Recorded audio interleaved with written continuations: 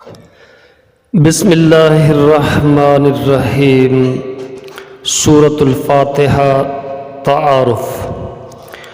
سورۃ الفاتحہ نہ صرف قرآن مجید کی موجودہ ترتیب میں سب سے پہلی سورت ہے، بلکہ یہ پہلی وہ سورت ہے جو مکمل طور پر نازل ہوئی۔ اس سے پہلے کوئی سورت نہیں نازل ہوئی تھی، بلکہ بعض سورتوں کی کچھ آیتیں آئی تھیں۔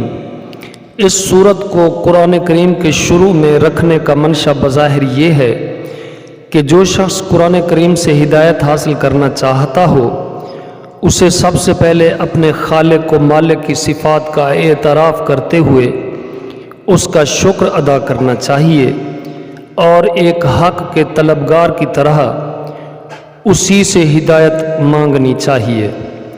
چنانچہ اس میں بندوں کو وہ دعا سکھائی گئی ہے جو ایک طالب حق کو اللہ سے مانگنی چاہیے، یعنی سیدھے راستے کی دعا۔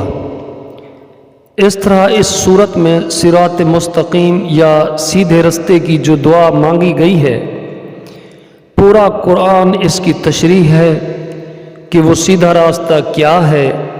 عربی کے قاعدے سے رحمان کے معنی ہیں وہ ذات جس کی رحمت بہت وسیع یعنی ایکسٹینسو ہو، یعنی اس رحمت کا فائدہ سب کو پہنچتا ہو، اور رحیم کے معنی ہے وہ ذات جس کی رحمت بہت زیادہ یعنی انٹینسو ہو، یعنی جس پر مکمل طور پر اللہ تعالیٰ کی رحمت دنیا میں سب کو پہنچتی ہے، جس سے مومن کافر سب فیض یاب ہو کر رزق پاتے ہیں اور دنیا کی نعمتوں سے فائدہ اٹھاتے ہیں، اور آخرت میں اگرچہ کافروں پر رحمت نہیں ہوگی، لیکن جس کسی پر یعنی مومنوں پر ہوگی مکمل ہوگی، کہ نعمتوں کے ساتھ کسی تکلیف کا کوئی شائبہ نہیں ہوگا۔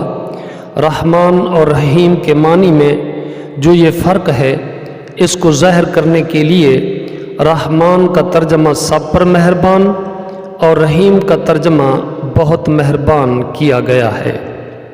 السلام علیکم ورحمۃ اللہ وبرکاتہ۔